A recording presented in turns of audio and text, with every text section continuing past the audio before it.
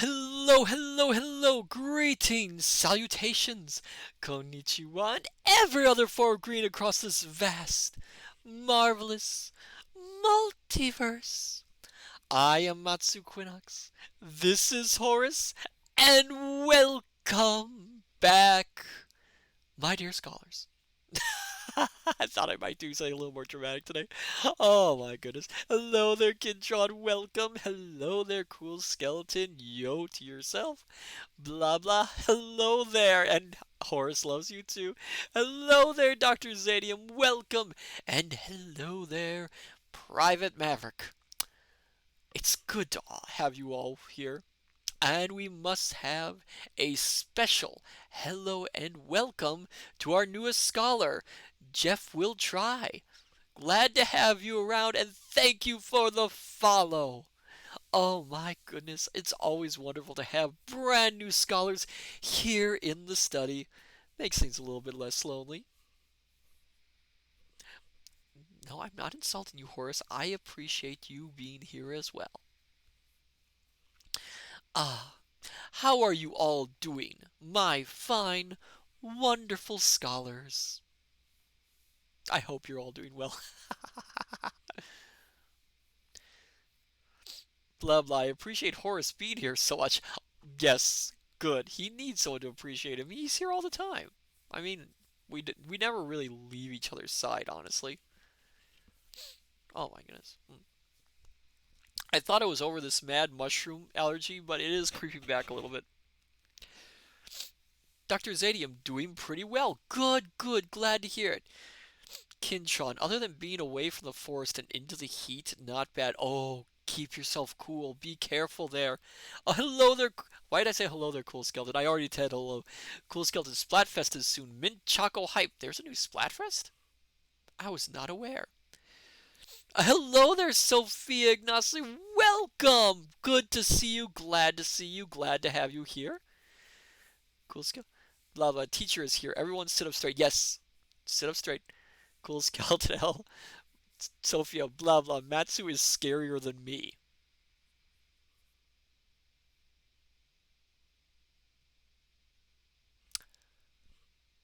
I will take that as a compliment. Yes, I suppose I can be a little bit more intense sometimes.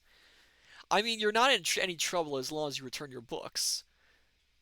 FT Waste, hello! Cool Skeleton, which ice cream flavor is best? Vanilla versus strawberry versus mint chip? Oh my goodness, that's a hard one. Um, all right, let's discuss this. So, vanilla has its good points. I mean, vanilla makes a good base for any ice cream. You can add to it. You can make anything out of it. But at the same time, without that extras, it can be a little bland. Although I do personally like vanilla.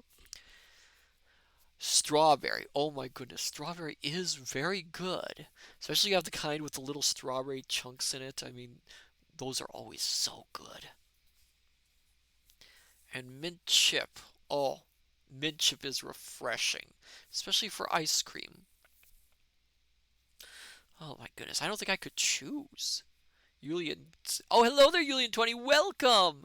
Thank you for forwarding Kidtron's wonderful gift, by the way. Thank you. Cool Skeleton. I had a difficult time choosing between vanilla and mint chip. FT Waste. I actually dislike mint chip. Oh. Any specific reason why FT Wastes?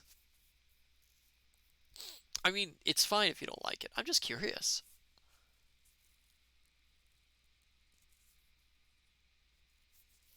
Oh. Personally, my favorite flavor of ice cream is red bean ice cream. You can't beat it. It's so good. Although I've had rhubarb flavored ice cream. That was surprisingly good.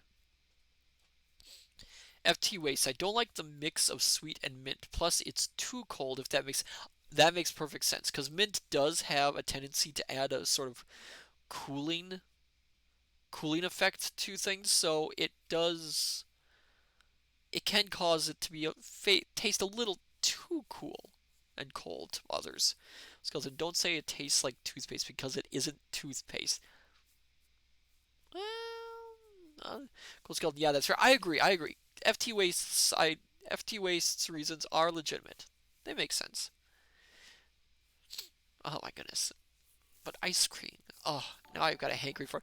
Oh, thank you for the subscription, Julian20. Thank you for 4 months. Oh my goodness. I appreciate it. Oh, coffee with chocolate is good. I'm not much of a coffee person, honestly, unless it's decaf. Oh, that's a good question. FT waste. No, there's definitely a difference between with ice cream and toothpaste. Yeah, yes. Yes, there definitely is one. I don't think you'd brush your teeth with ice cream. Huh. Julian20. Aw, shucks, you deserve it. Aw, thank you. Skeleton. I kind of like coffee, but I don't get the effects of the caffeine. Interesting. I get the effects too much. Sadia, mocha iced coffee is amazing in the morning. Hmm, I'll give you that. But again, I don't drink coffee all that much.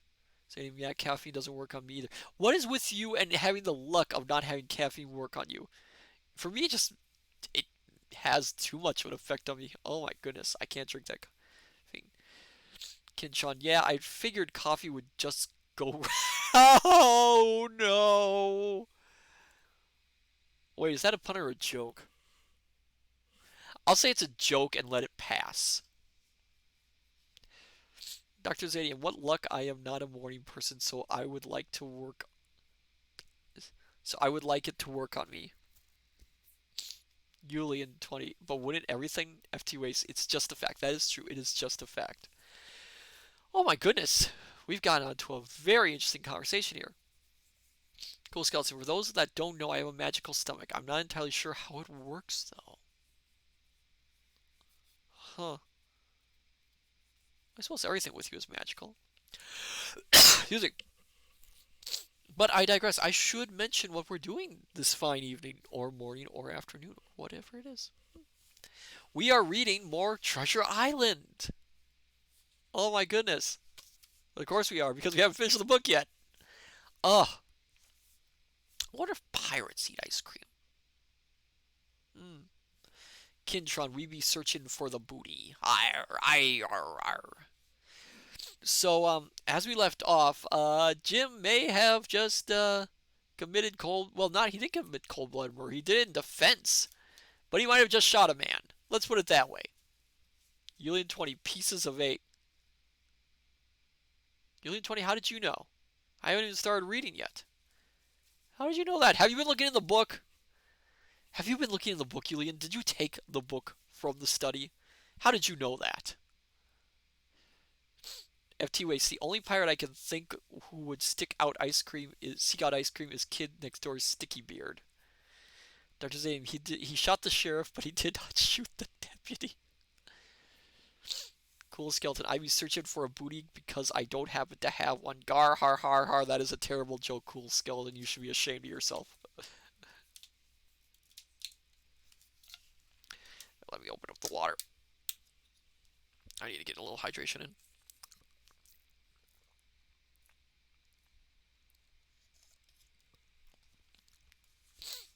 Private Maverick, which book? Fuzzy Wuzzy's Funny Animals pop-up book?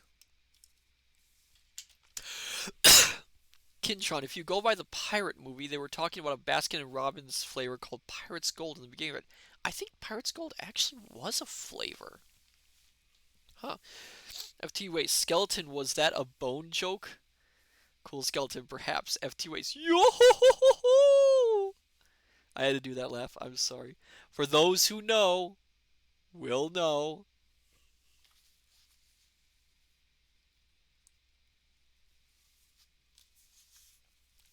Those who know will know what that laugh is.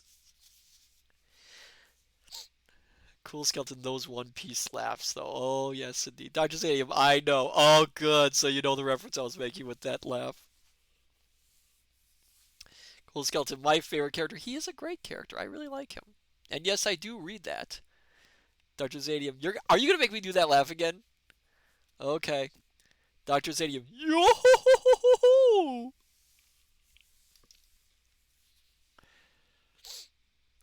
But I digress.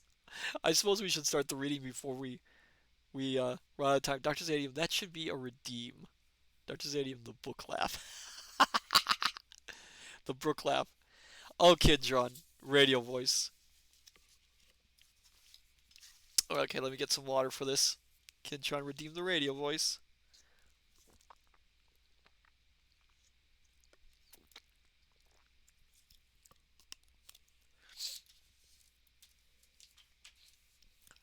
Dr. Zadium, combine the book laugh with radio. I don't think I could do that. I think it would just sound weird. I'd say make it a challenge. No, I couldn't do it. Again, I don't think it would work. This is Radio Matsu, here late at night for your special entertainment. Horace and I are very happy to have you on this special reading stream. Tonight, sit back and enjoy a little bit of a tale of piracy, booty, and gold. Here at Radio Matsu, where we're here to entertain you, books, games, or anything that you're interested in. So now, scholars, let's sit back and enjoy our reading. Okay then. Hope that's satisfied. It's very hard to do that very early on when my voice isn't prepared. Alright, I suppose we should start. Cool skull, let's get to the reading now. Yeah, let's get to the reading now before we run out of time. Okay. We are reading Treasure Island by Robert Louis Stevenson. Chapter 27. Pieces of 8.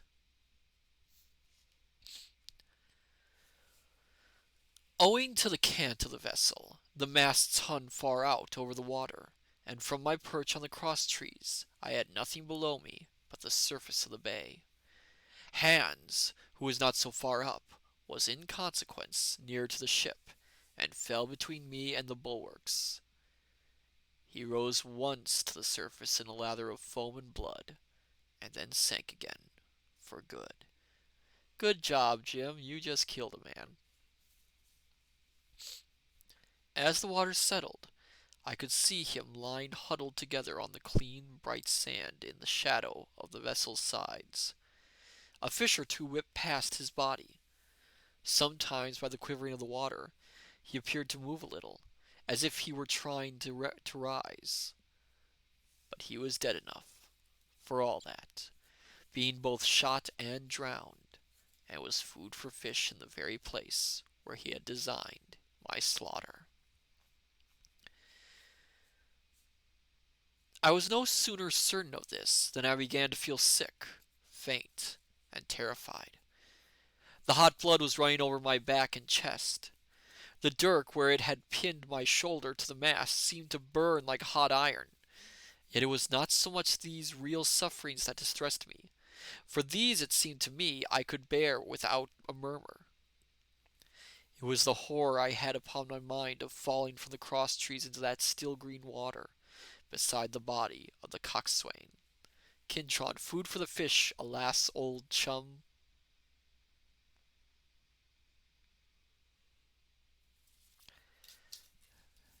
Kintron, one of these days you and I are going to have a talk.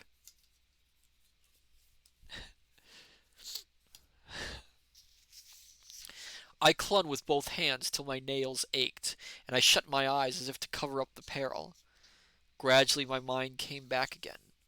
My pulse quieted down to a more natural time, and I was once more in possession of myself.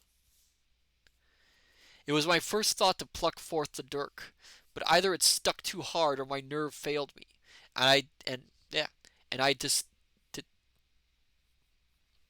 Excuse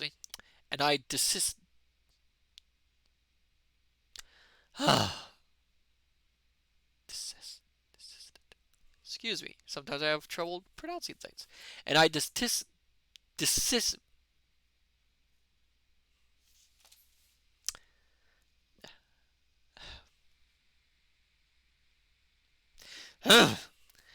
And I desisted with a violent shudder.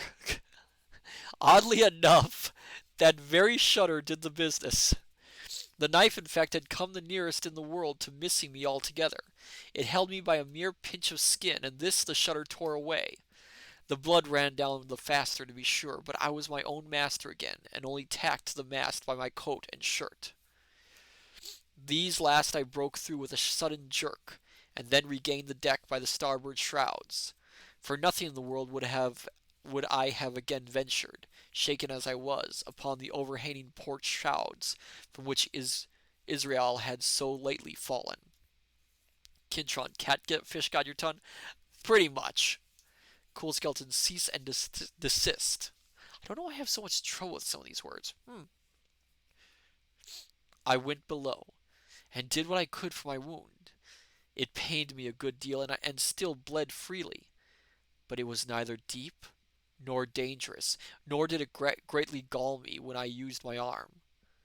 Then I looked around me, and as the ship was now in a sense my own, I began to think of clearing it from its last passenger, the dead man O'Brien. He had pitched, as I have said, against the bulwarks, where he lay like some horrible, ungainly sort of puppet. That's quite the mental image. Life-size indeed, but how different from life's color or life's comeliness. In that position I could easily have my way with him.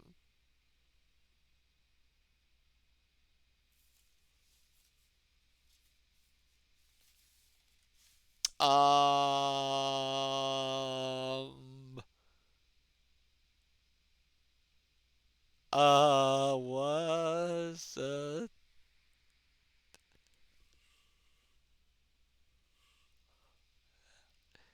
Jim, is there something you want to tell us?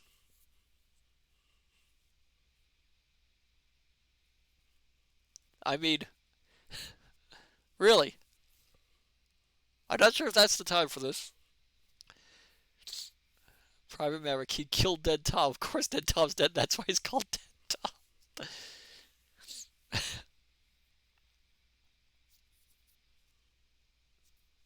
Alright then, let's continue. Let me fix one thing first before we continue. I think I forgot to do something.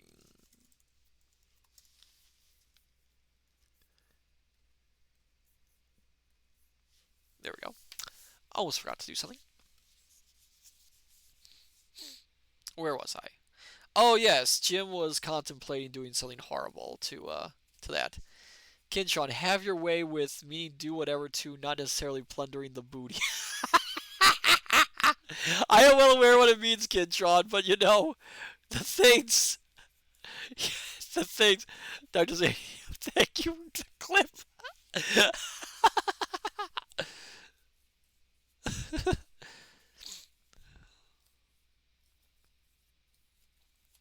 And as the habit of tragical adventures had worn off almost all my terror for the dead, I took him by the waist, as if he had been a sack of bran, and with one good heave tumbled him overboard. Oh, thank goodness.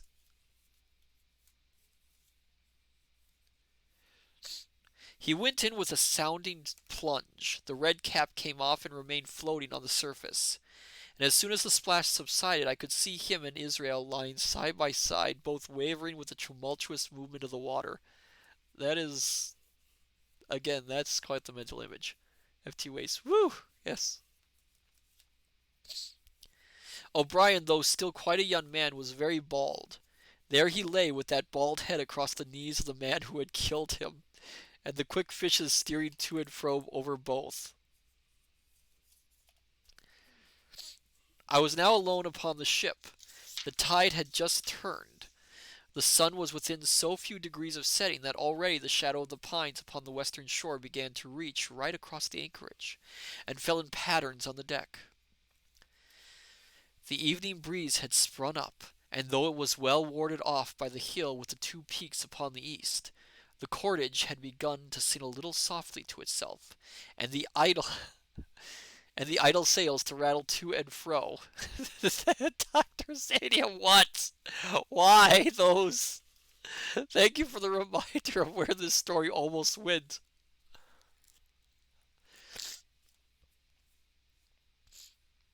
I began to see a danger to the ship. The jibs I speedily doused and brought tumbling to the deck, but the mainsail was a harder matter. Of course, when the schooner canted over, the boom had swung outboard, and the cap of it and a foot or two of sail hung ever under water. I thought this made it still more dangerous. Yet the strain was so heavy that I half feared to meddle. At last I got my knife and cut the halyards. The peak dropped instantly. A great belly of loose canvas floated broad upon the water, and since, pull as I liked, I could not budge the downhaul. That was the extent of what I could accomplish. Dr. Zadian, we will create the alternative universe. Treasure Island. Cool skeletons. Sand castles. All I see is sand castles. Oh no, don't remind me of sand castles. Oh my goodness, no. We don't have to do that. Where was this? Where was I? For the rest, the Hispaniola must trust to luck, like myself. By this time, the whole anchorage had fallen into shadow. The last rays, I remember, falling through a glade of the wood, and shining bright as jewels. On the flowery mantle of the wreck it began to be chill. The tide was rapidly fleeting seaward, the schooner settling more and more on her beam ends. I scrambled forward and looked over. It seemed shallow enough, and holding the cut hawser in both hands for a little last scrutiny, I let myself drop softly overboard. The water scarcely reached my waist. The sand was firm and covered with ripple marks, and I waded ashore in great spirits, leaving the Hispaniola on her side, with her mainsail trailing wide upon the surface of the bay. About the same time the sun went fairly down, and the breeze whistled low in the dusk among the tossing pines. At least, and at last, I was off the sea, nor had I returned thence empty-handed. There lay the schooner, clear at last from buccaneers, and ready for our own men to board and get to sea again. I had nothing nearer my fancy than to get home to the yeah, stockade, and boast of my achievements. Possibly I might be blamed a bit for my truity. Excuse me. Oh my goodness. A bit for my truancy, but the recapture of the Hispaniola was a clinching answer, and I hoped that even Captain Smollett would confess I had not lost my time.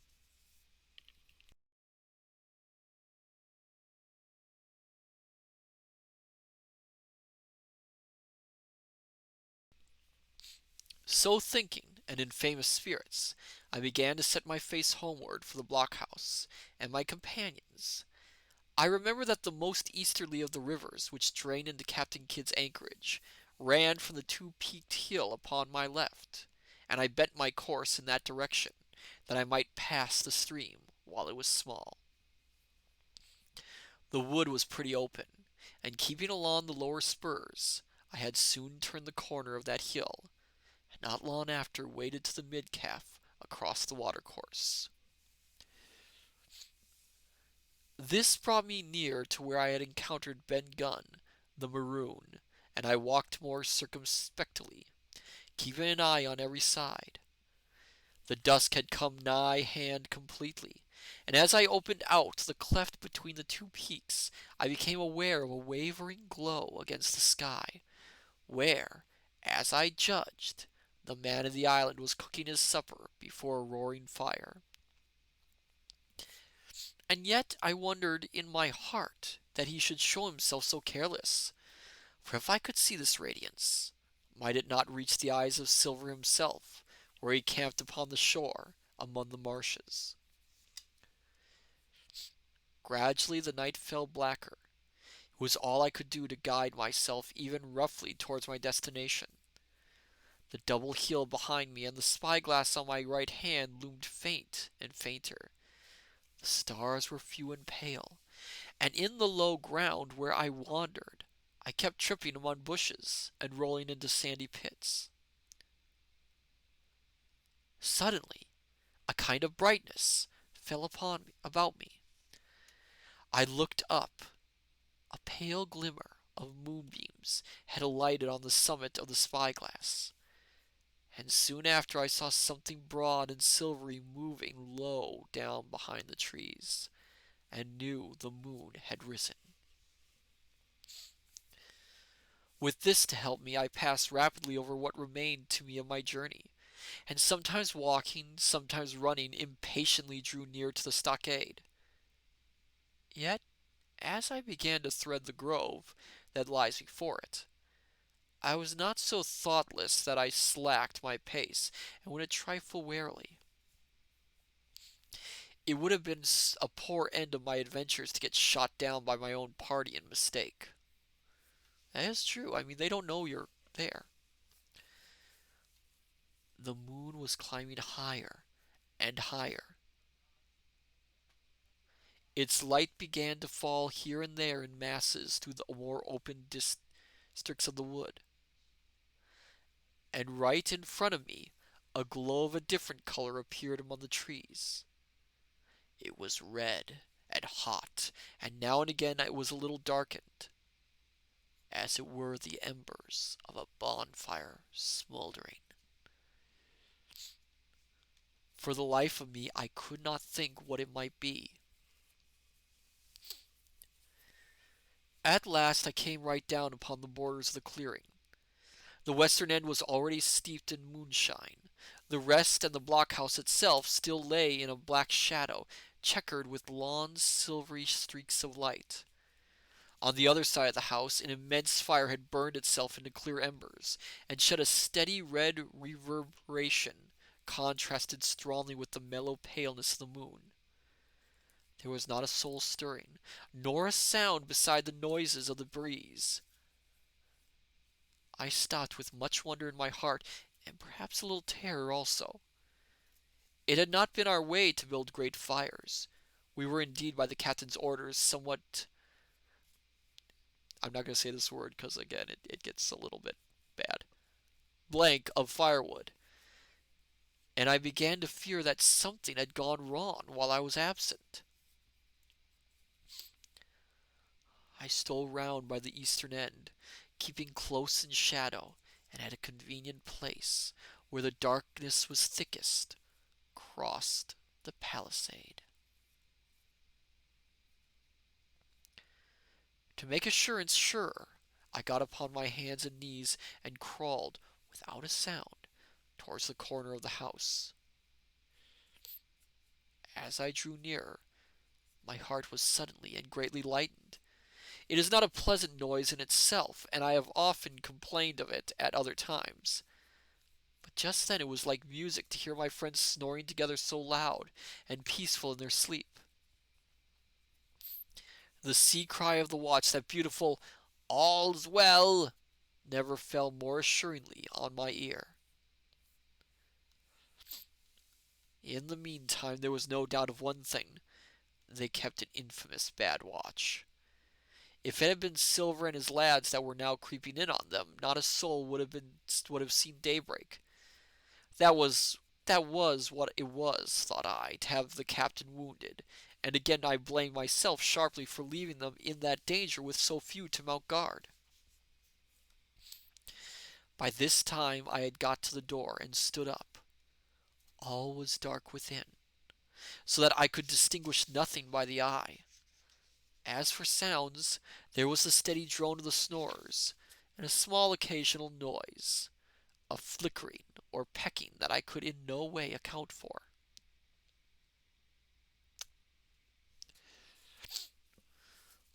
With my arms before me, I walked steadily in. I should lie down in my own place, I thought with a silent chuckle, and enjoy their faces when they found me in the morning. My foot struck something yielding. It was a sleeper's leg, and he turned and groaned, but without wakening.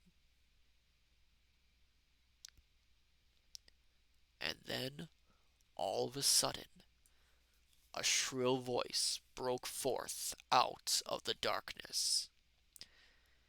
Pieces are right, pieces are right, pieces are right, pieces Piece is right, piece is right. Woo!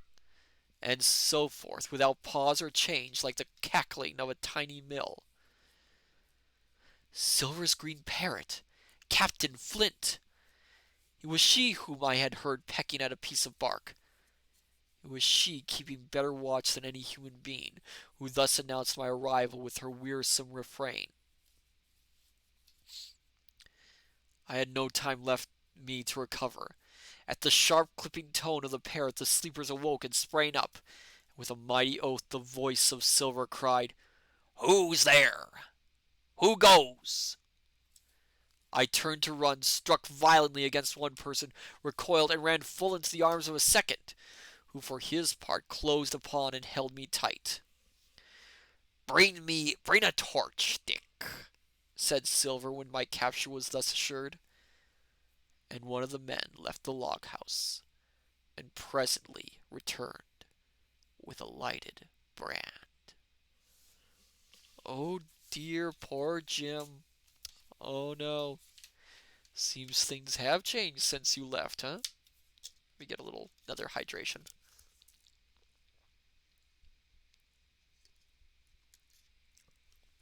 Excuse me. All right, and we'll continue.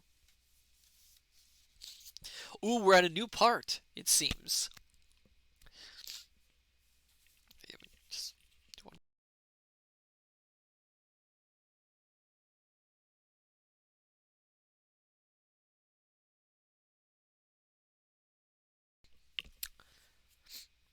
Part 6, Captain Silver. Chapter 28, In the Enemy's Camp. The red glare of the torch, lighting up the interior of the blockhouse, showed me the worst of my apprehensions realized. The pirates were in possession of the house and stores. There was the cask of cognac. There was the pork and bread as before. And what tenfold increased my horror, not a sign of any prisoner. I could only judge that all had perished, and my heart smote me sorely that I had not been there to perish with them. Yeah, nice one, Jim. There were 6 of the buccaneers all told. Not another man was left alive. 5 of them were on their feet, flushed and swollen, suddenly called out of the first sleep of drunkenness. The 6th had only risen upon his elbow. He was deathly pale, and the blood-stained bandage round his head told that he had recently been wounded, and still more recently dressed. I remembered the man who had been shot and had run back among the woods in the great attack, and doubted not that this was he. The parrot sat preening her plumage on Long John's shoulder. He himself, I thought, looked somewhat paler and more stern than I was used to. He still wore the fine broadcloth suit in which he had fulfilled his mission, but it was bitterly the worse for wear, daubed with clay and torn with the sharp briars of the wood. Just want to check something quick, my dear scholars.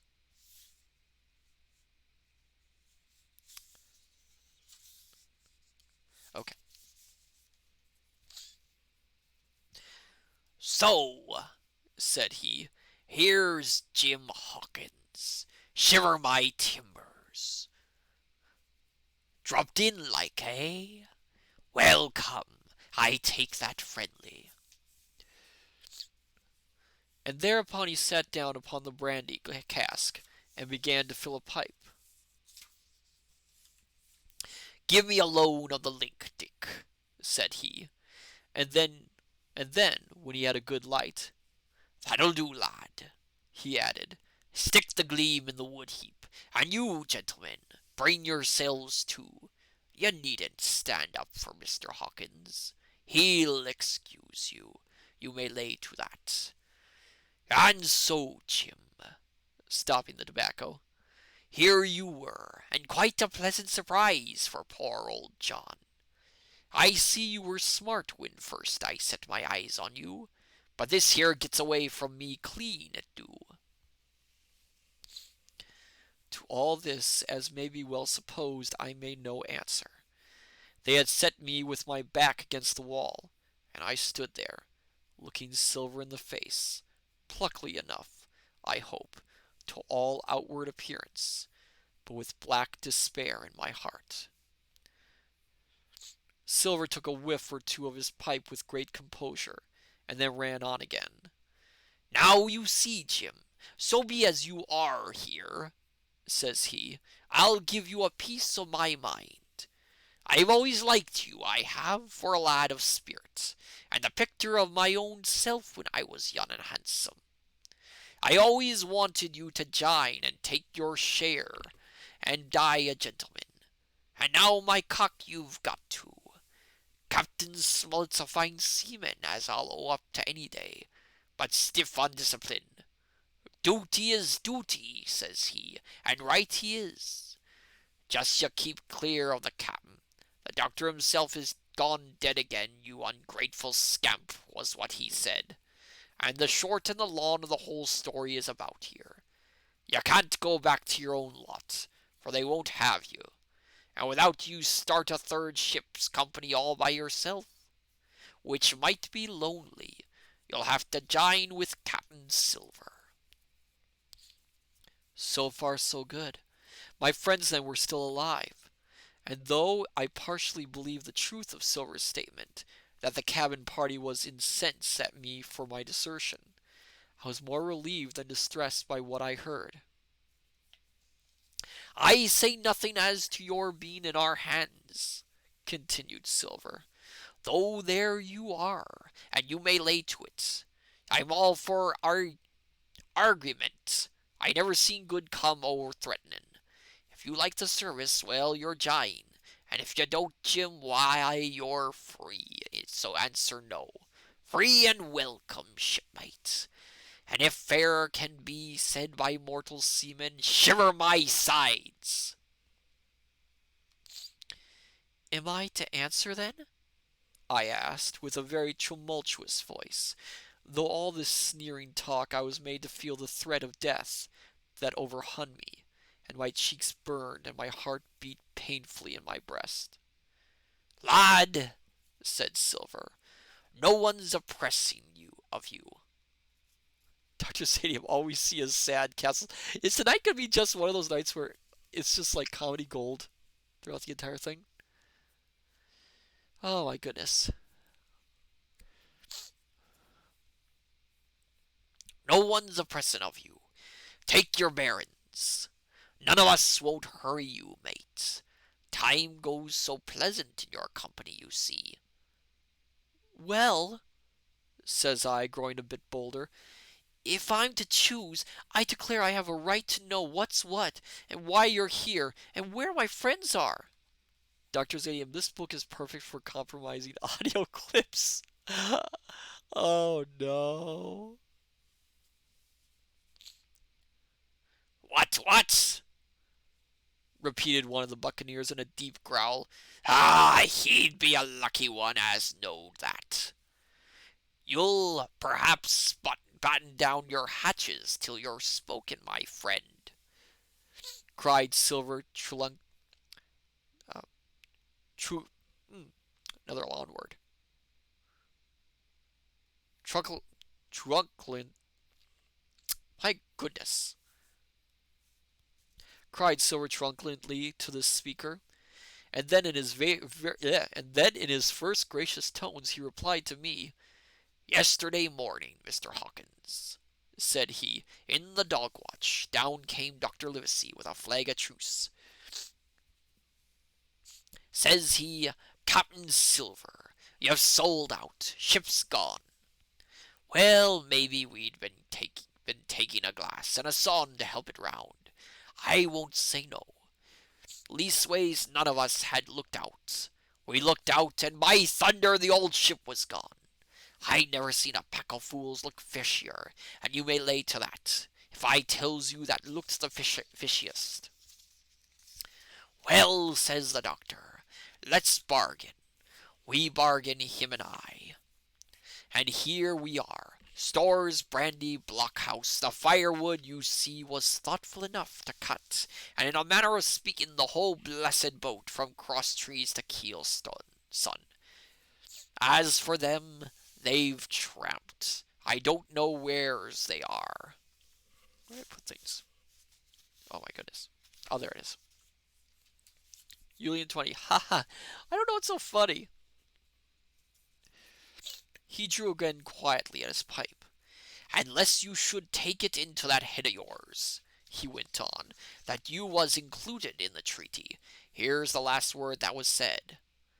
How many are you, says I, to leave? 4, says he. 4 and one of us wounded. As for that boy, I don't know where he is, confound him, says he, nor I don't much care. Whereabouts sick of him. These was his words. Somehow I doubt Silver is being honest here. I mean, he is a pirate, and I don't think a pirate's word is his bond. Is that all? I asked. Well, it's all that you're to hear, my son, returned Silver. And now I am to choose. And now you are to choose, and you may lay to that, said Silver. Well, said I am not such a fool, but I know pretty well what I have to look for. Let the worst come to the worst, it's little I care. I've seen too many die since I fell in with you, but there's a thing or two I have to tell you, I said. By this time I was quite excited.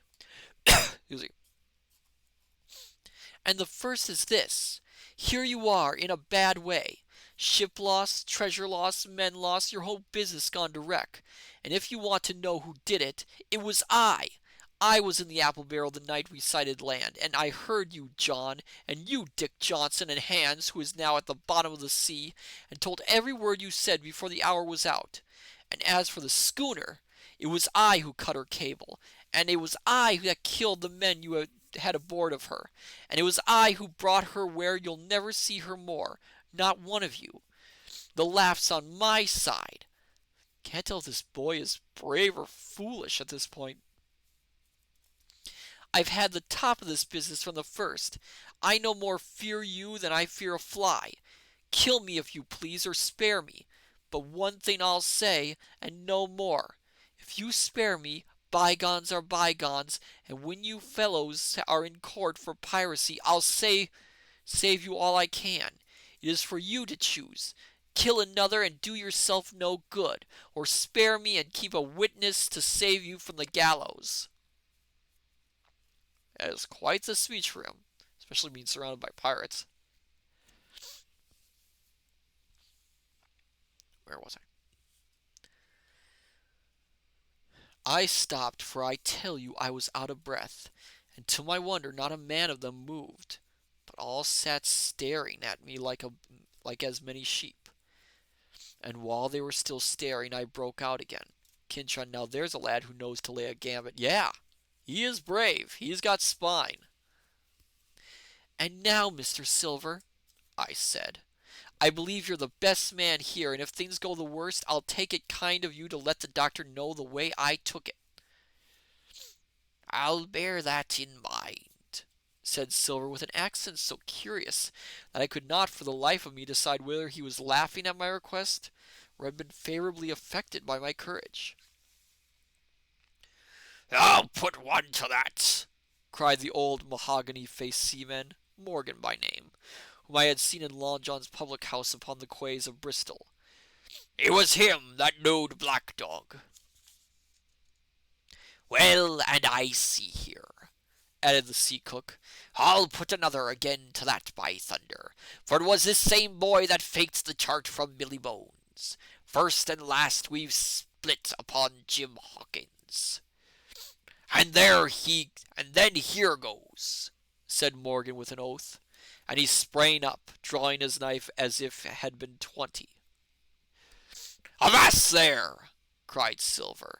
Who are you, Tom Morgan? Maybe you thought you were captain here, perhaps. By the powers, but I'll teach you better. Cross me, and you'll go where many a good man's gone before you, first and last.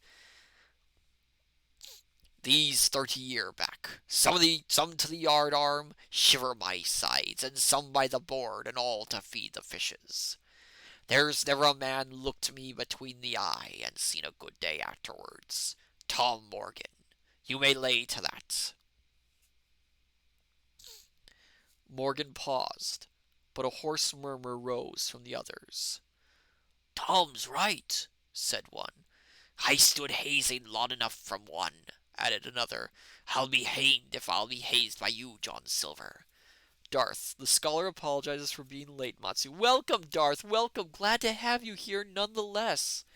We're in the middle of reading reading Treasure Island. Oh my goodness. We are in our second chapter for the night. Did any of you gentlemen want to have it out with me? Roared Silver, bending far forward from his position on the keg, with his pipe still glowing in his right hand. Put a name on what you're at. You ain't dumb, I reckon. Him that wants shall get it. Have I lived this many years, and a son of a rum punchin' cock his hat atwart my hoss At the latter end of it. Oh my goodness, so much dialect for that one. You know the way. You're all gentlemen of fortune by your accounts. Well, I'm ready. Take a cutlass him that dares, and I'll see the color of his inside, crutch and all, before that pipe's empty. Not a man stirred. Not a man answered. That's your sort, is it? He added, returning his pipe to his mouth. Well, you're a gay lot to look at, anyway. Not much worth to fight, you ain't. Perhaps you can understand King George's English, but I'm captain here by election. I'm captain here because I'm the best man by a long sea mile. You won't fight as gentlemen of fortune should, then by thunder, you'll obey, and you may lay to it. I like that boy now. I never seen a better boy than that. He's more a man than any pair of rats of you in this here house. And what I say is this. Let me see him that'll lay a hand on him. That's what I say. And you may lay to it. There was a long pause after this. I stood straight up against the wall, my heart still going like a sledgehammer, but with a ray of hope now shining in my bosom. Silver leant back against the wall, his arms crossed, his pipe in the corner of his mouth, as calm as though he had been in church. Yet his eye kept wandering furtively, and he kept the tail of it on his unruly followers. What, cool skeleton? What is it? I know you're thinking something, cool skeleton. What is it?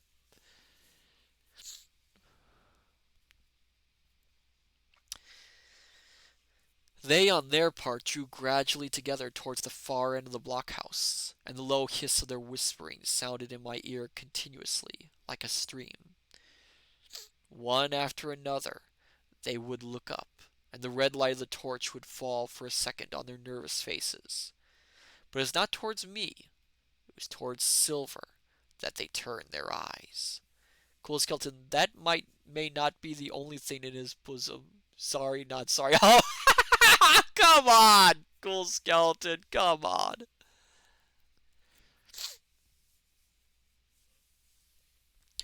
You seem to have a lot to say, Remarked Silver, spitting far into the air. Pipe up and let me hear it, or lay to. Unit 20. Redeemed improvise a story. Oh my goodness. Haven't had this for a while. Let's see. Improvise a story. Let me get a drink of water for this one.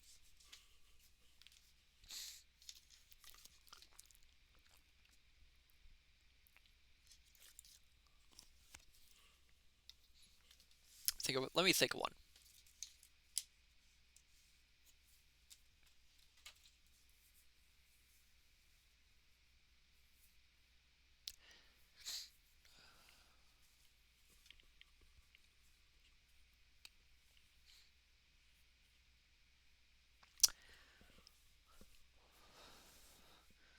It had been a long while since the ship known as the Martha Gray had set out to sea. So long a while that the captain had lost track of time. And yet, now his voyages were done, for the yearning of home had come to him. He had thought long of the house he had left behind, of the little village and its little church, with the bell that rang out every Sunday. He thought of the pleasant public house, I should say, where he had had a drink with his fellow sailors. It had been so very long. But now he knew in his heart that it was time for him to go home. His men had been restless as he had been. Many days they had been waiting, wondering when land would show, through storm and through storm and gale, through starless nights and darkened days. They had already gone their of fair share. They had done their trades. They had done everything that they needed to do. It was on the fifth day that they finally sighted the coast. The captain could see the little trees that dotted along the beach. The trees that he, as a lad, had climbed to look out and watch the sailing ships go out into the sea that had first inspired him to go to the ocean. He saw the smoke of the houses far in the distance. He could hear his wife's voice. Very soon, they would reach the shore. So soon he would reach home again. So soon would he see all that he had left behind.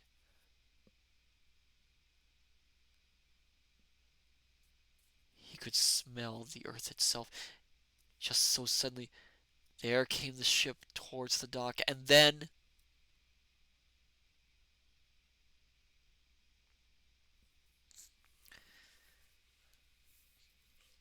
along the sandy beach, a boy was playing through the sand and the surf when he came across a strange object. Playing out, he found a small metal piece which wasn't familiar to him. Running back to his grandfather, he handed it to him, asking him plaintively, "Grandfather, what is this?" The grandfather looked over it, nodded his head gravely. "Yes, I recognize this thing. It's a sea compass, my lad. Like the one of like the one that once belonged to the Martha Gray." "The Martha Gray?" the young boy said. "Yes, my lad. Yes, the Martha Gray set sail out there more than 60 years ago. It never returned. They say it was sunk somewhere out along the coast of Africa. But legend says every every time near the new moon the ship can be seen heading back towards shore, its ghostly crew longing for its way home, never to return again."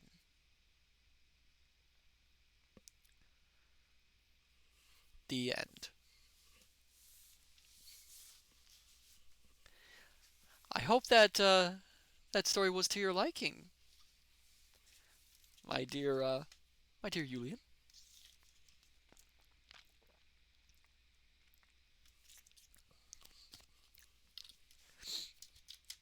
Darth, my sleep brain just misheard the word peace. Oh dear me. Come on, no. No, no, no. Julian 20, wonderful. Thank you. You are very welcome. Oh, also, hello, Aseo. Welcome. Glad you're here.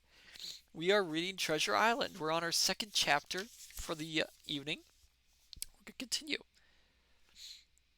I need to see where we left off.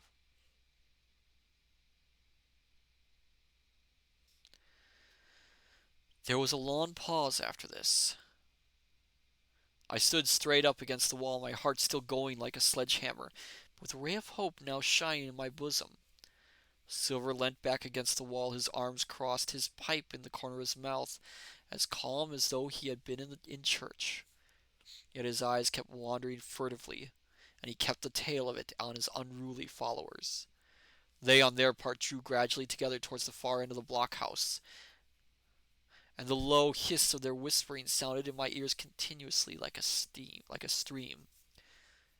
One after another they would look up, and the red light of the torch would fall for a second on their nervous faces. But it was not towards me. It was towards Silver that they turned their eyes. "You seem to have a lot to say," remarked Silver, spitting far into the air. "Pipe up, and let me hear it, or lay to." "Ax your pardon, sir," returned one of the men. "You're pretty free with some of the rules. Maybe you'll kindly keep an eye upon the rest. This crew's dissatisfied. This crew don't valley bullying a Marley spike. This crew has its rights like other crews. I'll make so free as that. And by your own rules, I take it, we can talk together. I ask your pardon, sir, acknowledging you to be captain at this present. But I claim my right, and steps outside for a council." Cool skeleton, the images in my head. I hope they're good images. And with an elaborate sea salute, this fellow, a long, ill-looking, yellow-eyed man of 35 and 30, stepped coolly towards the door and disappeared out of the house. One after another, the rest followed his example, each making a salute as he passed, each adding some apology. "According to rules," said one. "For your council," said Morgan. And so, with one remark or another, all marched out and left Silver and me alone with the torch. The sea cook instantly removed his pipe. "Now, look you here, Jim Hawkins," he said in a steady whisper that was no more than audible. "You're within half a plank of death, and what's a long sight worse, of torture. They're going to throw me off, but you mark, I stand by you through thick and thin. I didn't mean to, no, not till you spoke up. I was about desperate to lose that much blunt, and be hanged into the bargain. But I see you was the right sort. I says to myself, you stand by Hawkins. John and Hawkins'll stand by you. You're his last card, and by the living thunder, John, he's yours. Back to back, says I. You save your witness, and he'll save your neck." I began dimly to understand. "You mean all's lost?" I asked. "Aye, by gum, I do," he answered. "Ship's gone, neck gone, that's the size of it. Once I looked into that bay, Jim Hawkins, and seen no schooner, well, I'm tough, but I gave out. As for that lot in their council, mark me, they're outright fools and cowards. I'll save your life, if so be as I can, from them. But see here, Jim, tit for tat. You save Long John from swinging." Excuse me. I was bewildered. It seemed a thing so hopeless he was asking, he, the old buccaneer, the ringleader throughout. "What I can do, that I'll do," I said. "It's a bargain," cried Long John. "You speak up plucky, and by thunder I've a chance." He hobbled to the torch, where it stood propped among the firewood, and took a fresh light to his pipe. "Understand me, Jim," he said, returning. "I've a head on my shoulders, I have. I'm on Squire's side now. I know you've got that ship safe somewheres. How you done it, I don't know, but safe it is. I guess Hans and O'Brien turned soft. I never much believed in neither of them.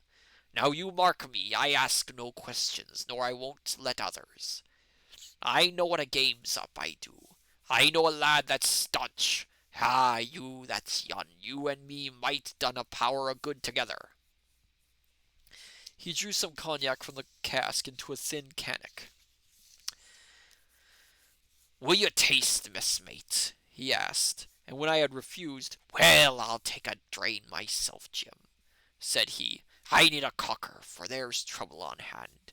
And talking o' trouble, why did that doctor give me the chart, Jim? My face expressed a wonder so unaffected that he saw the needlessness of further questions. Ah, well, he did, though, said he, and there's something under that, no doubt. Something surely under that, Jim, bad or good. And he took another swallow of the brandy, shaking his great fair head like a man who looks forward to the worst. Ooh, Lon John's in trouble. Oh dear. Get another drink of water. Things are very much in trouble for Long John. Darth. Cocker, I heard that correctly, right? Yes, you did hear that correctly, yes. They did use the term cocker.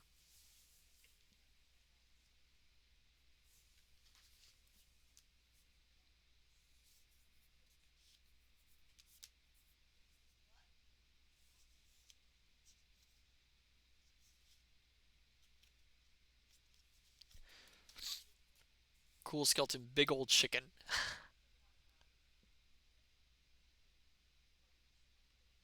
Okay, let me see. Ah, here we are.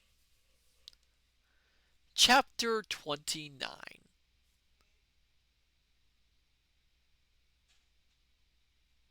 The Black Spot Again. The council of the buccaneers had lasted some time when one of them re-entered the house, and with a reparation of the same salute, which had in my eyes an ironical air, begging for the moment's loan of the torch, leaving us together in the dark. There's a breeze coming, Jim, said Silver, who had by this time adopted quite a friendly and familiar tone. I turned to the loophole nearest me and looked out. The embers of the great fire had so far burned themselves out, and now glowed so low and duskily, that I understood why these conspirators desired a torch. About halfway down the slope to the stockade. Why do I keep saying stockade? It's stockade. Ugh! To the stockade, they were collected in a group. One held the light, another was on his knees in their midst, and I saw the blade of an open knife shine in his hand, with varying colors in the moon and torchlight. Cool skeleton like stock lemonade. Yes, that's how the way to look at it. The rest were all somewhat stooping, as though watching the maneuvers of this last. I could just make out that he had a book as well as a knife in his hand, and was still wondering how anything so incongruous had come in their possession, when the kneeling figure rose once more to his feet, and the whole party began to move together towards the house. "Here they come," said I. I returned to my former position, for it seemed beneath my dignity that they should find me watching them. Well, let 'em come, lad. Let 'em come, said Silver cheerily. I've still a shot in my locker. The door opened, and the 5 men standing huddled together just inside pushed one of their number forward. In any other circumstance it would have been comical to see his slow advance, hesitating as he set down each foot, but holding his closed right hand in front of him. Step up, lad, cried Silver. I won't eat you. Hand it over, lubber. I know the rules, I do. I won't hurt a deposition. Thus encouraged, the buccaneer stepped forth more briskly, and having passed something to Silver from hand to hand, slipped yet more smartly back again to his companions. The sea cook looked at what had been given him. The black spot, I thought so, he observed. Where might you have got the paper? Why, hello, look here. Now, this ain't lucky. You've gone and cut this out of a Bible. What fools cut a Bible? Ah, there, said Morgan. There, what did I say? No good'll come of it, I said. Well, you've about fixed it now among you, continued Silver. You'll all swing now, I reckon. What soft-headed lubber had a Bible? It was Dick, said one. Dick, was it? Then Dick can get to prayers, said Silver. He's seen his slice of luck, has Dick, and you may lay to that. But here the lawn man with the yellow eyes struck in. Belay, Gotta get the voice again. belay that talk, John Silver, he said. This crew has tipped you the black spot in full council, as in duty bound. Just you turn it over, as in duty bound, and see what's wrote there. Then you can talk. Darth the Dick can get his prayer. Oh no. Oh.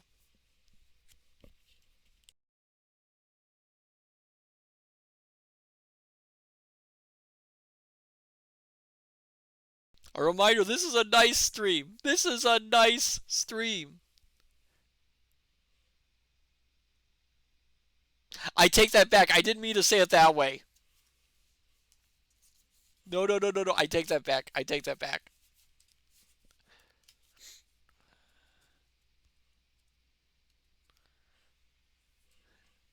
Of course you would laugh, AFT Wastes. Cool Skeleton, wholesome stream. Thank ye, George, replied the sea cook. You always were brisk for business, and has the rules by heart, George, as I'm pleased to see. Well, see. Kintron Digby going to his knees and start praying. I I can't anymore. This Well, what is this? What's this? Yeah. Well, what is it anyway? Ha! Depose, that's it, is it? Very pretty road, to be sure, like print, I swear. Your hand all right, George? Dr. Zadium. No, Dr. Zadium, no! FT Waste, Kintron, Cold Skeleton, Sandcastle, Sandcastle. It's just pandemonium right now. Pandemonium, I tell you.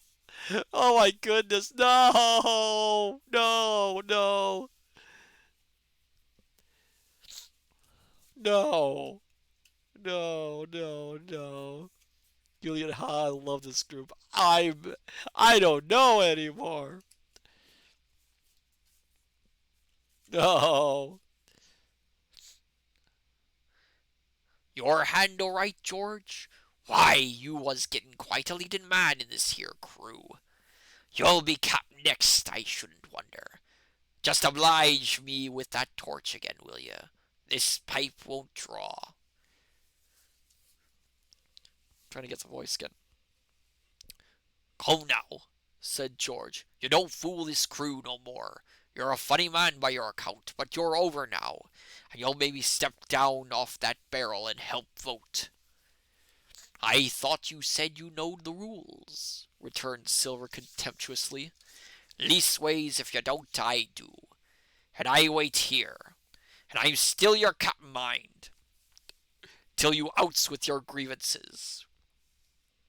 And I reply, in the meantime, your black spot ain't worth a biscuit. After that, we'll see. Darth, this stream was probably so wholesome that I waltzed on in here and made it PG-13. Dr. Zadium, like Rick Astley.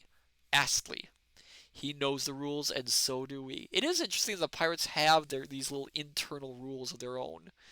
So it's not like they it isn't like they can just do whatever they want. They do have their own specific rules on how to do things. Their duty, as it were. Narzam, they will never give you up or let you down. Kintron, pirates to have their own code, more guidelines than actual rules. Yeah, yeah. Because you would need it, wouldn't you? I mean, you are sort of a lawless band, so you need some kind of guidelines to go by. "Oh," replied George, "you don't be under no kind of apprehension. We're all square, we are. First, you've made a hash of this cruise. You'll be a bold man to say no to that. Second, you let the enemy out o' here this here trap for nothing. Why did they want out? I don't know, but it's pretty plain they wanted it.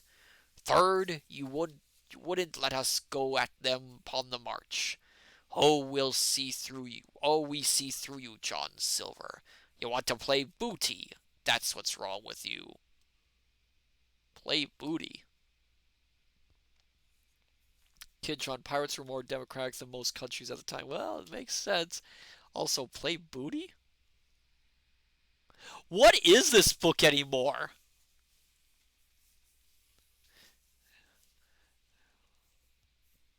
Kintron, inhale, I see. Where am I? "And then fourth, there's this here boy." "Is that all?" asked Silver quietly. "Enough too," retorted George. "We'll all swing and sun dry for your bungling. Well now, look here.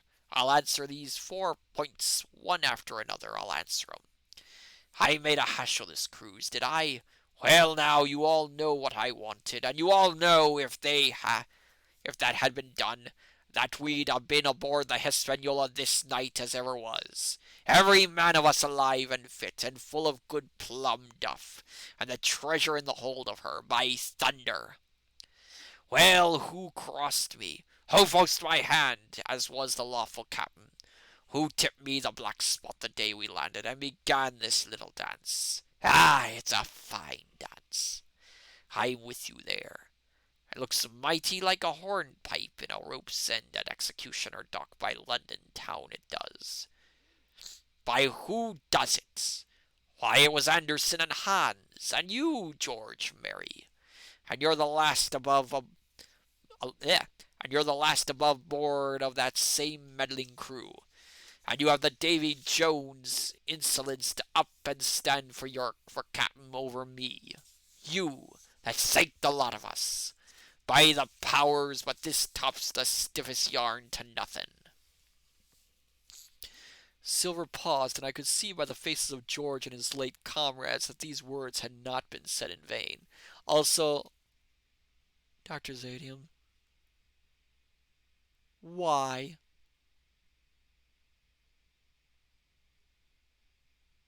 Why?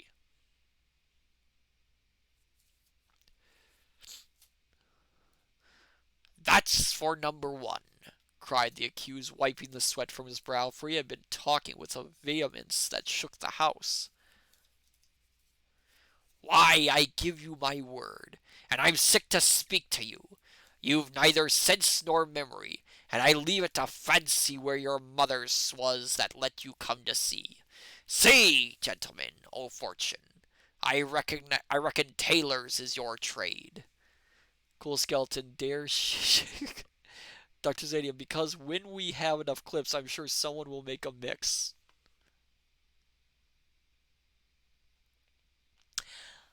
I don't know if I should be really, really excited about that or dreading that. Also, I see you with your One Piece laughs there. I can't quote them because I don't know which characters they belong to. So I'll let you laugh.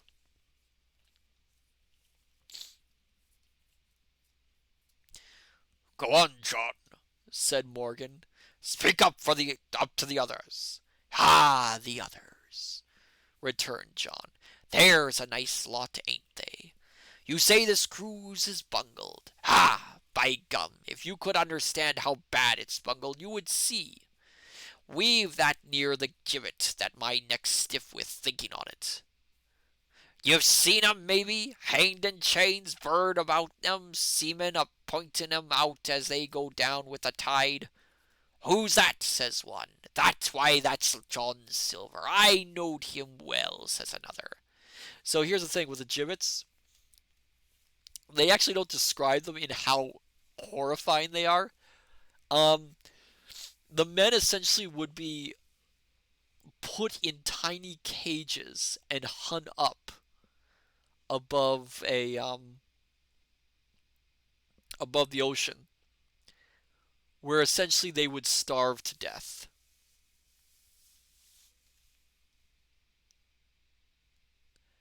It is not a very nice way to go. Let's be honest. And it usually was the punishment for pirates or piracy.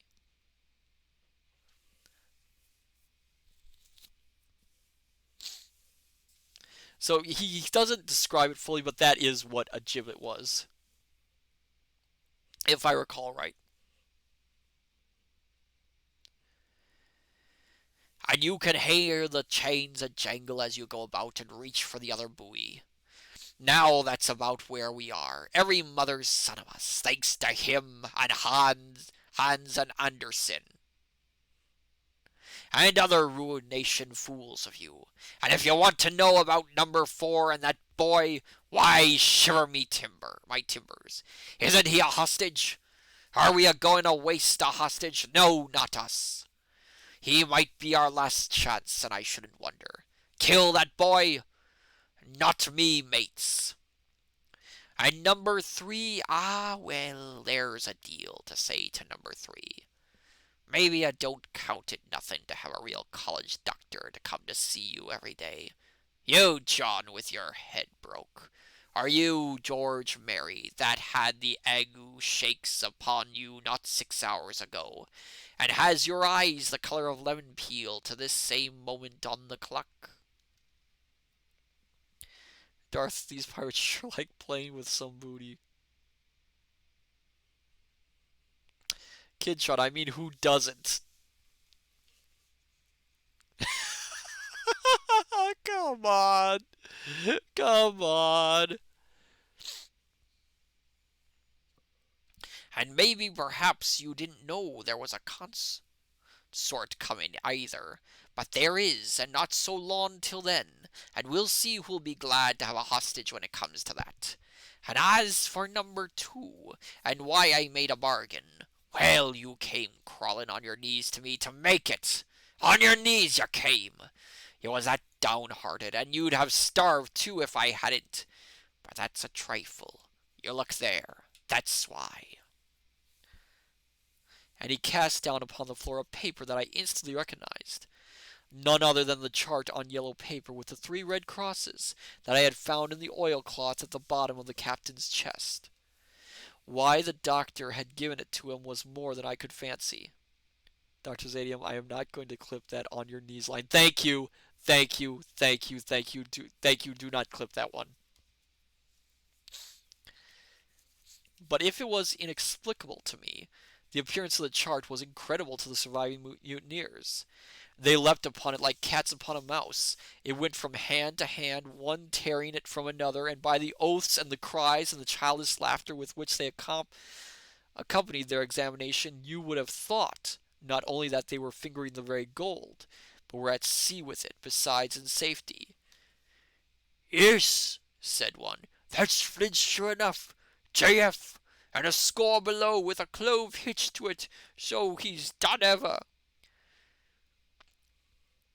Mighty pretty, said George, but how are we to get away with it, and us no ship? Silver suddenly sprang up and supporting himself with a hand against the wall.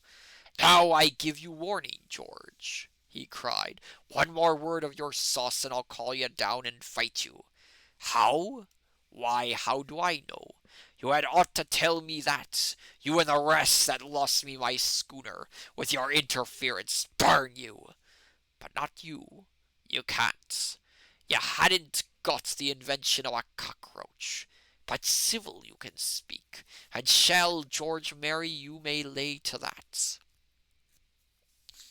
That's fair enough, said the old man Morgan. Fair? I reckon so, said the sea cook. You lost the ship, I found the treasure. Who's the better man at that? And now I resign, by thunder. Elect whom you please to be your captain now. I'm done with it. Silver! They cried. Barbecue forever! Barbecue for captain! So that's the tune, is it? Cried the cook. George, I reckon you'll have to wait another turn, friend. And lucky for you, as I'm not a revengeful man. But that was never my way. And now, shipmates, this black spot tain't much good now, is it? Dick's crossed his luck and spoiled his Bible, and that's about all. It'll do to kit It'll do to kiss the book on still, won't it? Growled Dick, who was evidently uneasy at the curse he had brought upon himself. A Bible with a bit cut out? Returned Silver derisively. Not it. It won't bind no more and a ballad book. Don't it though? Cried Dick with a sort of joy. Well, I reckon that's worth having too. Here, Jim, here's a curiosity for you, said Silver, and he tossed me the paper. It was round about the size of a crown piece. One side was blank, for it had been the last leaf. The other contained a verse or two of Revelation. These words among the rest, which struck sharply home upon my mind. Without our dogs and murderers. The printed side had been blackened with wood ash, which already began to come off and soil my fingers. On the blank side had been written with the same material the one word, deposed. I have that curiosity beside me at this moment, but not a trace of writing now remains, beyond a single scratch, such as a man might make with his thumbnail. That was the end of the night's business. Soon after, with a drink all round, we lay down to sleep, and the outside of Silver's vengeance was to put George Merry up for sentinel, and threaten him with death if he should prove unfaithful. It was long ere I could close an eye, and heaven knows I had matter enough for thought in the man whom I had slain that afternoon, in my own most perilous position, and above all, in the remarkable game that I saw Silver now engaged upon, keeping the mutineers together with one hand, and grasping with the other, after every means possible and impossible, to make his peace and save his miserable life. He himself slept peacefully and snored aloud, yet my heart was sore for him, wicked as he was, to think on the dark perils that endeavored, and the shameful giblet that awaited him. So I'll give you a choice, my dear scholars. We can read one more chapter for the evening, or we can stop here and save the rest of the chapters for next week. What say you, my dear scholars?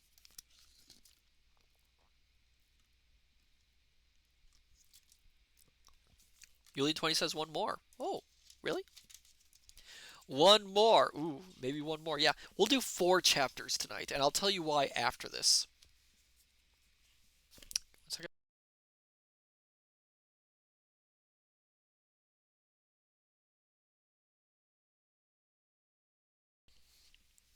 So we'll do one more chapter.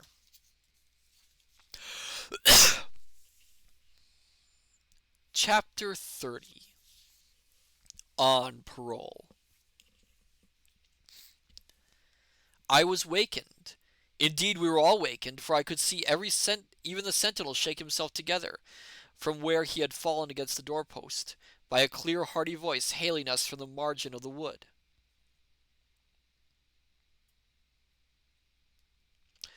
"Blockhouse, ahoy!" it cried. "Here's the doctor!" And the doctor it was.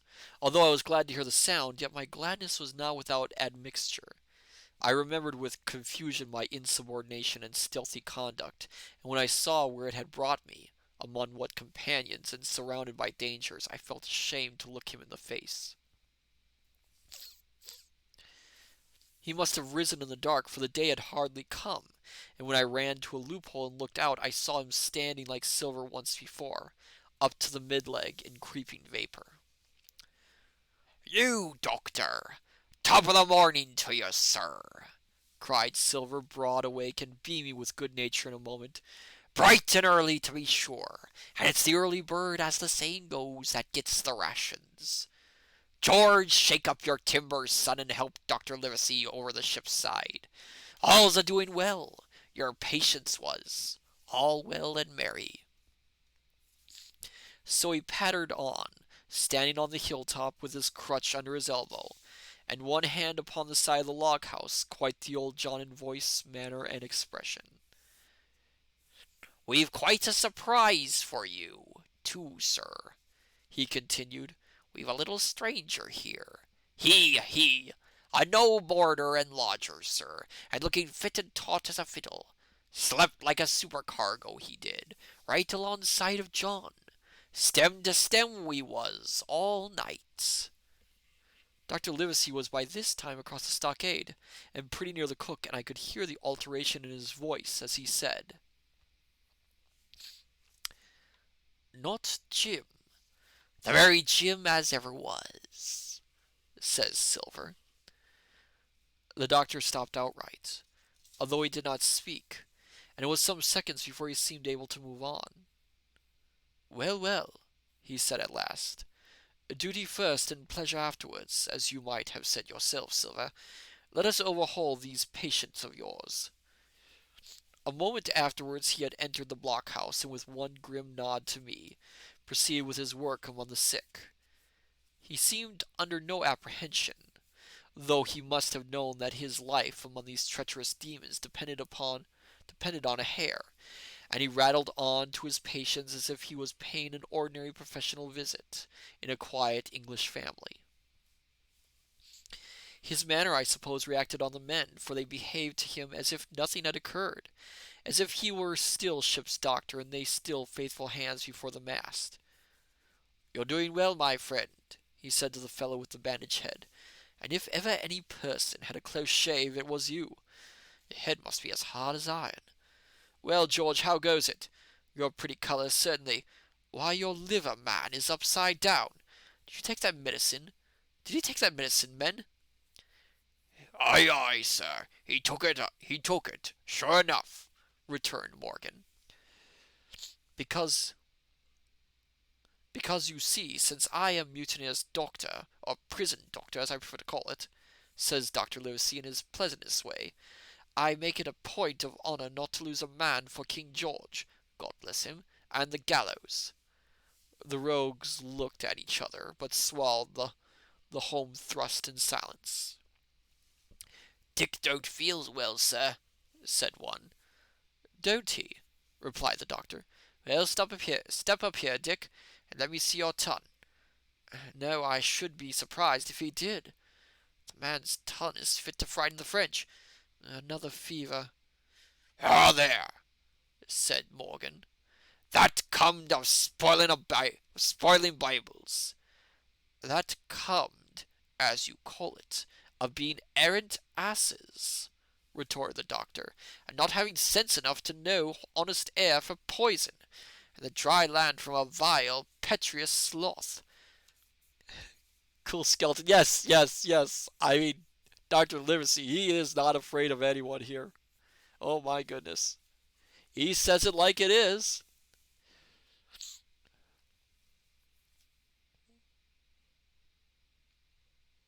There it is. "I think it most probable, though of course it's only an opinion, that you'll all have the deuce to pay before you get that malaria out of your system.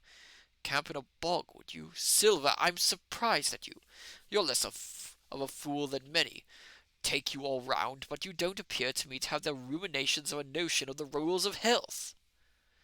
"Well," No, that's the doctor. My mistake.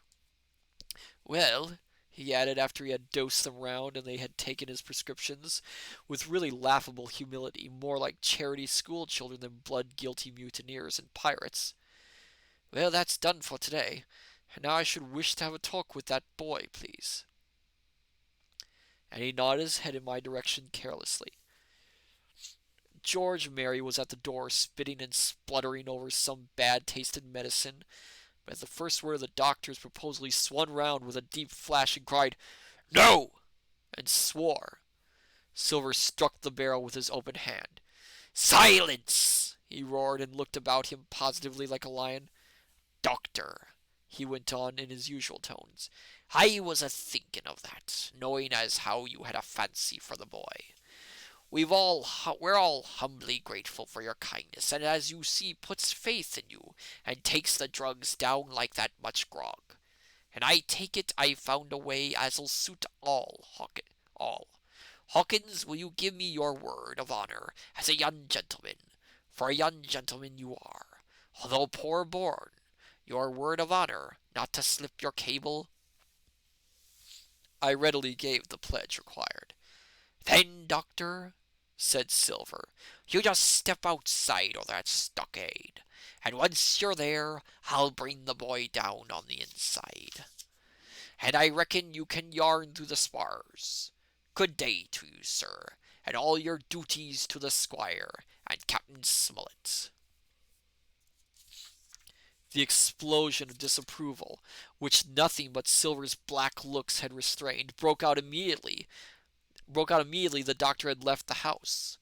Silver was roundly accused of playing double, of trying to make a separate peace for himself, of sacrificing the interests of his accomplices and victims, and in other words, of the identical exact thing that he was doing.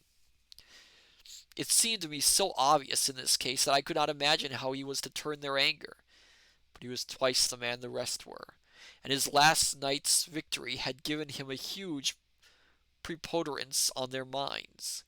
He called them all fools and dolts you can imagine, and said it was necessary I should talk to the doctor, fluttered the chart in their faces, asked them if they could afford to break the treaty the very day they were bound a treasure hunting. No, by thunder, he cried, it's us must break the treaty when the time comes, and till then I'll gammel that doctor, if I have to lie ill his boots with brandy. And then he bade them get the fire lit, and stalked out upon his crutch with his hand on my shoulder, leaving them in a disarray, and silenced by his volubility rather than convinced. There. Slow, lad, slow, he said. They might round upon us in a twinkle of an eye if we were seen to hurry. Very deliberately, then, did we advance across the sand and where the doctor awaited us on the other side of the stockade. And as soon as we were within easy speaking distance, Silver stopped. Cool skeleton, blah. Blah? Blah? Huh. Very deliberately, yeah, I already said that. You'll make a note of this here also, doctor, says he, and the boy'll tell you how I saved his life, and were deposed for it too. And you may lay to that, doctor, when a man's steering as near the wind as me, playing chuck farthing with the last breath in his body, like, you wouldn't think it too much, mayhaps, to give him one good word? You'll please bear in mind it's not my life only now, it's that boy's into the bargain, and you'll speak me fair, doctor, and give me a bit o' hope to go on, for the sake of mercy. Silver was a changed man once he was out there, and had his back to his friends in the blockhouse. His cheeks seemed to have fallen in. His voice trembled. Never was a soul more dead in earnest. FTWA's yucky medicine skeleton, cool skeleton, just mimicking the cosmic librarian before us. Yeah, sometimes I say blah when I get stuck on a word or get lost. Why, John, you're not afraid? Asked Dr. Livesey. Doctor, I'm no coward, no. Not I. Not so much. And he snapped his fingers. If I was, I wouldn't say it. But alone up fairly, I've the shakes upon me for the gallows. You're a good man and a true. I've never seen a better man, and you'll not forget what I done good, not any more than you'll forget the bad. I know, and I step aside. See here, I'll and leave you and Jim alone, and you'll put that down for me too, for it's a long stretch, is that.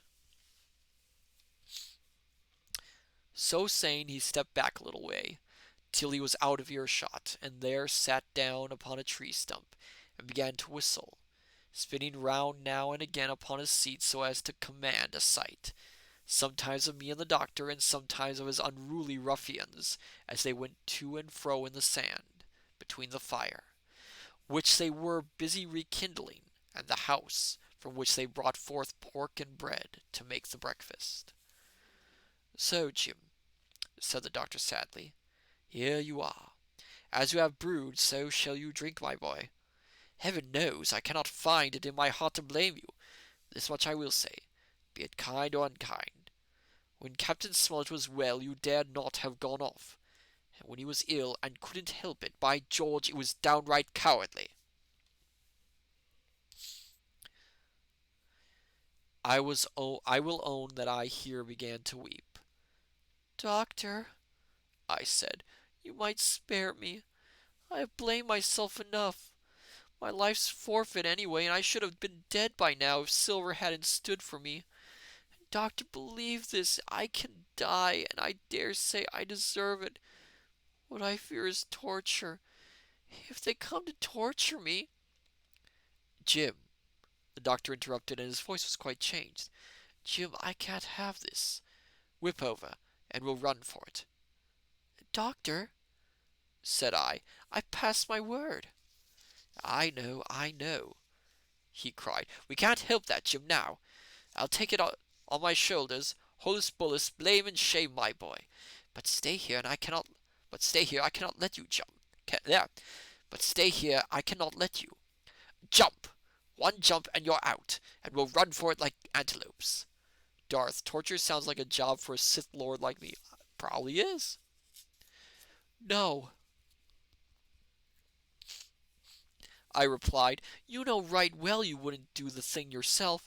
Neither you nor squire nor captain, and no more will I. Silver trusted me. I passed my word, and back I go. But, doctor, you did not let me finish. If they come to torture me, I might let slip a word of where the ship is. For I got the ship, part by luck and part by risking, and she lies in North Inlet, on the southern beach, and just below high water. At half tide she must be high and dry." "The ship?" exclaimed the doctor. Rapidly I described him my adventures, and he heard me out in silence. "There is a kind of fate in this," he observed, when I had done. "Every chance it's you that saves our life. Ives, and do you suppose by any chance that we are going to let you lose yours? That would be a poor return, my boy. You found out the plot. You found Ben Gunn, the best deed that ever you did, or will do, though you live to 90. Oh, by Jupiter! And talking of Ben Gunn, why, this is the mischief in person. Silver!" he cried. "Silver, I'll give you a piece of advice," he continued as the cook drew near again. "Don't you be in any great hurry after that treasure." "Why, sir, I do my possible, which that ain't," said Silver. "I can only, asking your pardon, save my life and the boys by seeking for that treasure, and you may lay to that." "Well, Silver," replied the doctor, "if that is so, I'll go one step further. Look out for squalls when you find it." "Sir," said Silver, as between man and man, that's too much and too little. What you're after, why you've left the blockhouse, why you given me that there chart, I don't know, now do I? And yet I done your bidding with my eyes shut, and never a word o' hope. But no, this here's too much. If you won't tell me what you mean plain out, just say so, and I'll leave the helm." "No," said the doctor musily. "I have no right to say more. It's not my secret, you see, Silver. Or I give you my word I'd tell it to you. But I'll go as far with you as I dare go, and a step beyond, for I'll have my wig sorted by the captain, or I'm mistaken. And first I'll give you a bit of hope, Silver. If we both get alive out of this wolf trap, I'll do my best to save you, short of perjury." Darth, between man and man, no comment. Even I have my limits. Good, thank you. This entire few chapters we've read tonight seem to have double or triple entendres. Silver's face was radiant. You couldn't say more, I'm sure, sir. Not if you was my mother, he cried. Well, that's my first concession, added the doctor. My second is a piece of advice. Keep the boy close beside you, and when you need help, halloo. I'm off to seek it for you. I'm off to seek it for you. Yeah, I'm off to seek it for you, and that itself will show you if I speak at random. Goodbye, Jim. And Dr. Lewis, he shook hands with me through the stockade, nodded to Silver, and set off at a brisk pace into the wood. So we'll stop there for now. We'll head to the chat room and I will explain why we are stopping at only 4 chapters tonight. Welcome back, my dear scholars. Darth. Oh yeah, these past few chapters have been great for you. Oh, I bet. So, the reason I did 4 chapters, not 5. Next Treasure Island stream, we are going to finish the novel. There are only 4 chapters left. And I thought it better to divide it evenly between the 2 streams rather than do it unevenly, which would have been a 5 chapter stream and a 3 chapter stream. So I think that's a little bit better for us. This has been an interesting time. I mean, these chapters have been pretty good. I mean, Silver is double dealing, as we can probably guess. He's just in it for himself.